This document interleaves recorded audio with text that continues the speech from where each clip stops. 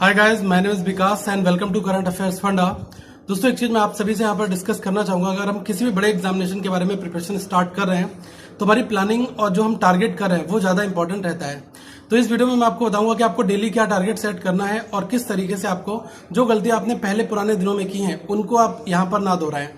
तो एक चीज आपके मन में सवाल आ रहा होगा कि प्री और मेंस इन दोनों की तैयारी हमें कैसे करनी है। तो यही मैं आपको बताने के लिए यहाँ पर आया हूँ कि प्री के लिए हमें एक अलग टारगेट सेट करना है, मेंस के लिए हमें अलग टारगेट सेट करना होता है। एक चीज आपके मन में हमेशा डाउट आ रहा होगा कि हम लोग मटेरियल क्या फॉलो करें या फिर हम किस तरीके से अपने दिन को आगे बढ़ाएं। तो मुद्दा यह है दोस्तों कि बुकिश मटेरियल जिसमें प्रीवियस ईयर के पेपर्स होते हैं, जो ओल्ड पेपर्स हैं, इनको आज के मॉडर्न टाइम में आपको अवॉइड करना पड़ेगा, क्योंकि आजकल जो एग्जामिनेशन है वो कई हद तक डायनामिक हो चुके हैं और इन डायनामिक एग्जामिनेशन की तैयारी के लिए हमें अपने आप को कई हद तक चेंज करना पड़ेगा। तो दोस्तों, इसीलिए मैं बार बार कहता हूं कि हम क्या करेंगे, मॉक टेस्ट को बनाएंगे और मॉक टेस्ट से बिल्कुल जी हाँ, मॉक टेस्ट से पेपर आप क्वालिफाई कर सकते हैं। केवल आपको एक रिदम सेट करनी होगी, प्रैक्टिस एम्पल अमाउंट में करनी होगी। और अगर आपको लगता है कि मॉक टेस्ट से प्रैक्टिस इतनी ज्यादा नहीं हो पाती तो बिल्कुल गलत बात है। मैं आपको विद एग्जांपल बताऊंगा और बताऊंगा कि आपको किस तरीके से मॉक टेस्ट का यूटिलाइजेशन करना है। आप कोई भी मॉक टेस्ट फॉलो कर रहे होंगे, आई डोंट नो, लेकिन मैं अगर आपको बताऊं कि आप प्रैक्टिस मॉक अगर आपने फॉलो किया होगा तो उसके अंदर उन्होंने एन नंबर ऑफ टाइम के एग्जामिनेशन है, अलग अलग टाइप के एग्जामिनेशन है, उन सबको वहां पर दे रखा है। तो अगर आप किसी भी प्रिलिमिनरी एग्जामिनेशन को पिक करोगे तो आपका टारगेट ये होना चाहिए कि नियर अबाउट मुझे 20 मॉक टेस्ट एक महीने में बनाने हैं। और जी हाँ, बिल्कुल 20 मॉक टेस्ट अगर हम एक महीने में बनाते हैं तो कहीं ना कहीं हद तक लगभग आप ये मान के चलें, एक मॉक टेस्ट में अगर 2 DI हैं तो लगभग 40 से 50 DI आप एक प्री लेवल की एक सिंगल टेस्ट से आप बना लेते हैं। लाइक अगर मैं बात करूं SBI clerk pre, IBPS clerk pre, RRB PO pre, RRB clerk pre, तो ये जो अलग अलग एग्जामिनेशन है, ये जस्ट मैं बता रहा हूं कि एक एक सेट के अंदर आपको 50-50 प्री की DI मिल जाएंगी। तो प्रैक्टिस करने के लिए बहुत कुछ है, बस आपको अपना टारगेट सेट करना पड़ेगा। एक चीज आप हमेशा ध्यान रखना कि अगर आपको कंसेप्चुअल बेसिस पर नॉलेज है तो आप प्रैक्टिकल स्टार्ट कर दो। दैट मीन्स कि अगर आपको कंसेप्ट आते हैं तो आप मॉक टेस्ट देना स्टार्ट करो। लेकिन अगर आपको लग रहा है कि यार मैं किसी तरीके से मॉक टेस्ट को नहीं बना पा रहा हूं, मेरे मार्क्स अच्छे नहीं आ रहे या फिर मुझे कंसेप्ट ही नहीं पता है कि इस चीज को कैसे सॉल्व करना है, तो उसका एक ही सिंपल तरीका है, कंसेप्ट सीखो। कंसेप्ट कहीं से भी सीखो, कंसेप्ट कभी चेंज नहीं होते दोस्तों। केवल क्वेश्चन पूछने के तरीके आज के टाइम पर चेंज हो रहे हैं। लाइक कुछ न्यू पैटर्न आप लोग कहते हो, न्यू पैटर्न क्वेश्चन है, न्यू पैटर्न क्वेश्चन नहीं है, कंसेप्ट को और भी ज्यादा मॉडिफाई कर दिया गया है। ओके, मतलब उसके एग्जाम्पल में जो 2-3 चीजें इंटरलिंक करके एक कंक्लूजन पार्ट आपसे पूछा गया है। तो जब क्वेश्चन आज के टाइम पर थोड़ा ट्रिकी और बड़े हो रहे हैं तो उनका रीजन यही है कि हमें जो बुकिश मटेरियल है, जो बुक में हमने पुराने टाइप के 10-15 साल के जो पेपर आप लोग बनाते हो, उसको कई हद तक अवॉइड करना होगा।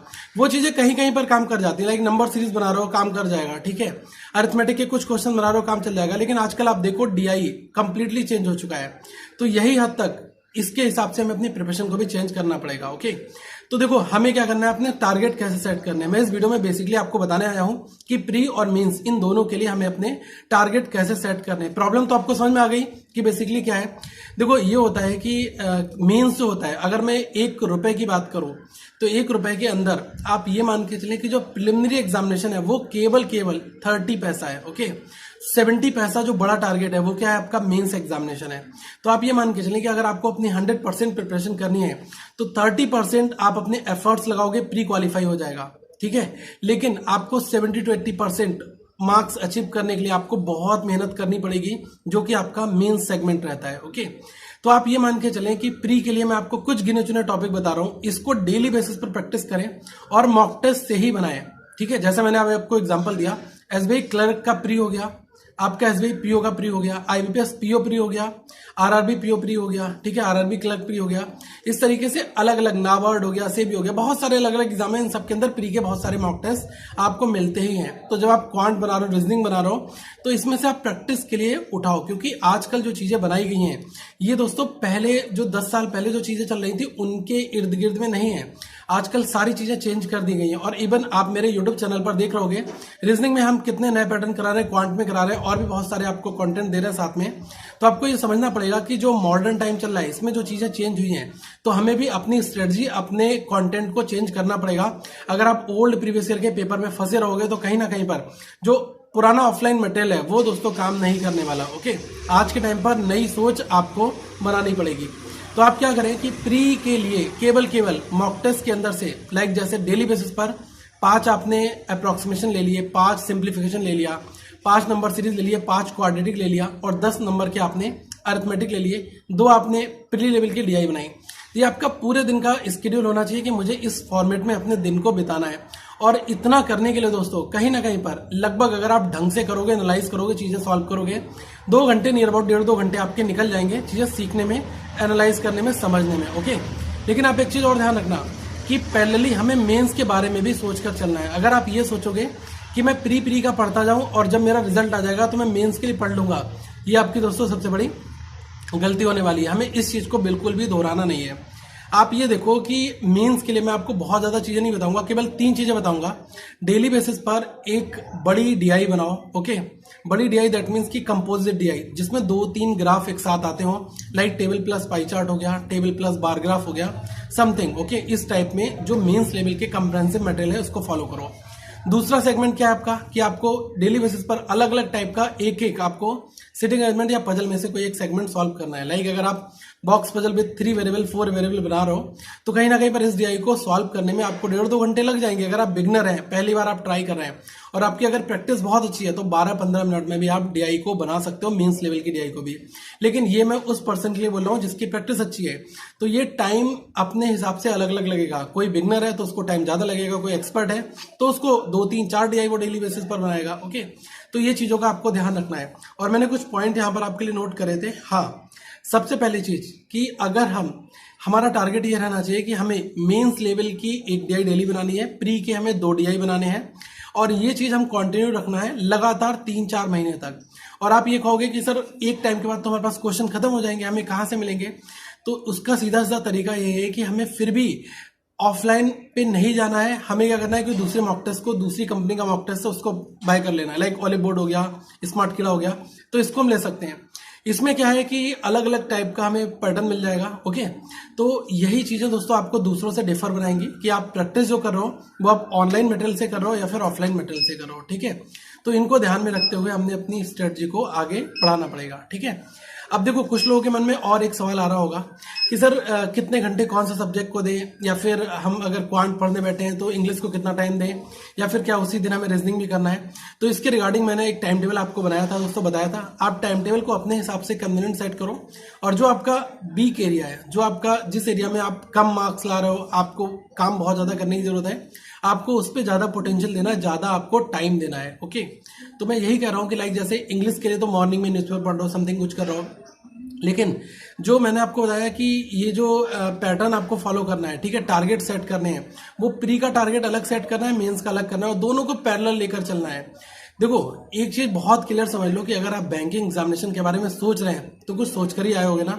आपको इतना पता होगा कि यार मुझे बैंकर बनना है, तो आप इतना भी तो सोच कर चलो कि आपको मेंस एग्जामिनेशन भी देना है। आप इतना क्यों सोच कर चलो कि पहले प्री दूंगा, प्री क्वालिफाई हो गया तो ठीक है, नहीं हुआ तो फिर दोबारा तैयारी करेंगे, अगर प्री हो गया फिर उसके बाद मेंस की तैयारी करना स्टार्ट करेंगे। बिल्कुल गलत चॉइस है आपकी।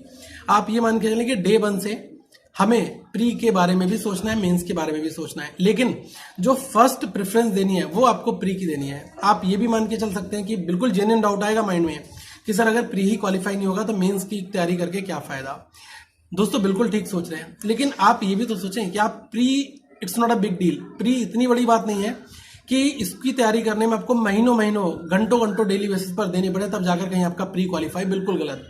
आपको प्री स्मार्ट वे में सॉल्व करना है, स्पीड मेंटेन करनी है और कहीं ना कहीं पर जो क्वेश्चन है वो लेटेस्ट पैटर्न के बनाने हैं। ओके, तो इन्हीं से हम सारी चीजें कर पाएंगे। तो मैं आपको एक बार जरूर रिकमेंड करूंगा कि आप एक बार प्रैक्टिस मॉक की फ्री मॉक टेस्ट इवन बनाएं। आपको डिफरेंट खुद पता चल जाएगा, डिफरेंस आपको पता चल जाएगा कि यार मैं अभी तक क्या प्रैक्टिस कर रहा था और राइट नाउ मुझे किस किस नए नए तरीके की प्रैक्टिस देखने को मिल रही है। ओके, मैं हमेशा अपने क्वेश्चंस अप टू डेट रखता हूं। मैं पुराने मटेरियल या फिर आपको किसी पुरानी मैगजीन से क्वेश्चन सॉल्व करके नहीं कराता हूं, क्योंकि आजकल जो लेटेस्ट आ रहा है, लाइक मैट्रिक्स पूछा आ रहा है आपसे रीजनिंग में, ठीक है, और अरिथमेटिक बेस्ड डीआई भी पूछी जा रही है, तो उन सारे क्वेश्चंस को हम यहाँ पर कर रहे हैं। ठीक है, ये आप फॉलो करो और एक तो अपने अंदर जरूर दृढ़ निश्चय आप बना लो आज की डेट से कि मुझे अरिथमेटिक के क्वेश्चन बनाने ही बनाने हैं। और मैं तो आपको कहूंगा कि आप 10 अरिथमेटिक के क्वेश्चन मेंस लेवल के बनाओ ताकि आपको प्री की तैयारी ही ना करनी पड़े। आप अगर 10 मेंस डेली अच्छे अरिथमेटिक क्वेश्चन बना रहे हो तो उनके अंदर जो सबसेट होंगे वो दोस्तों आपके प्रिलिमिनरी एग्जामिनेशन में पूछे जाते हैं। ठीक है, तो मैं आपको यही कहना चाहूंगा कि किसी भी बड़े टारगेट को सेट अगर आपको करना है तो उसके लिए अपनी प्रिपरेशन को भी उसी माहौल में ढालना पड़ेगा। और ये एक बहुत अच्छा टाइम है और गाइडेंस रियली बहुत इंपॉर्टेंट रहती है, क्योंकि हम ब्लाइंडली पढ़े जा रहे हैं, हमें यही नहीं पता कि रिलेवेंट कितना है, कितना पढ़ना है, कैसे पढ़ना है, तो वो चीज़ें भी जरूरी है। इसलिए बीच बीच में ऐसे सेशन दोस्तों मैं बनाता रहता हूँ। तो आप लोग अपना मुझे प्लान नीचे बताओ कि मतलब आपको एग्जैक्टली प्रॉब्लम कहाँ पे आ रही है, ताकि मैं उस टॉपिक के ऊपर या उस मुद्दे के ऊपर डिस्कशन करूं, ताकि आपकी उस चीज को एलिमिनेट करूं। मुझे लग रहा है कि इस यूट्यूब चैनल पर जितने लोगों ने रीजनिंग फॉलो किया होगा, लगभग 80 to 90% आपसे रीजनिंग में प्रॉब्लम अच्छी बनने लगी होंगी। ओके, मैथ्स बहुत सारे लोगों का अच्छा होता है, लेकिन जो लोग बिल्कुल मैथ्स नहीं जानते, इवन उनको भी मैंने मैथ्स पढ़ाया है और उन्होंने बहुत प्रेज किया है कि यार मुझे मैथ्स नहीं आता था, इवन मैंने मैथ्स सीख लिया, इतना टिपिकल लगता था, सारे टॉपिक मुझे समझ में आ रहे हैं। अब आपको क्या करनी है, प्रैक्टिस करनी है। ठीक है, मैं भी आपको प्रैक्टिस करा रहा हूं, लेकिन मुझे पता है कि इतनी एम्पल अमाउंट में प्रैक्टिस नहीं हो पा रही है। तो हमें क्या करना है, ऑनलाइन मटेरियल को फॉलो करते हुए घर पर ही खूब सारी प्रैक्टिस करनी है। क्वेश्चंस नहीं बन रहे हैं तो आप क्या करो, हमारा टेलीग्राम पर जो ग्रुप है आप उसको ज्वाइन कर लो, कैफ ऑफिशियल के नाम से। उसमें क्या होगा कि आप अपने अपने क्वेश्चन डालना, वरना फेसबुक पर आप अगर लाइव ऑनलाइन रहते होगे तो यार फेसबुक पर करंट अफेयर्स फंडा का ग्रुप ज्वाइन कर लो, आपस में अपनी कम्युनिटी बना लो 10, 15, 20 लोगों की, अपने क्वेश्चन डालो, वो लोग आंसर वगैरह करेंगे, आप उनसे डिस्कशन करो, पूछो। एक अपना कोजी ग्रुप टाइप का अगर बना लेते हो तो कहीं ना कहीं पर दोस्तों आपको बहुत मदद मिलती है। तो ये छोटी छोटी बातें करके हम अपने सिलेक्शन को और ज्यादा एश्योर कर सकते हैं। इन्हीं सारी चीजों के साथ जो है मैं कहूंगा कि आप अपनी तैयारी स्टार्ट रखें, कंटिन्यू रखें, लगातार करते रहें। अगर अभी भी कोई डाउट है, कहीं पर कोई बात पूछनी है तो प्लीज नीचे कमेंट सेक्शन में पूछें। सो थैंक यू गाइस, अपना ध्यान रखें, ख्याल रखें, फिर मिलेंगे अगली वीडियो में। Have a good day to all of you once again.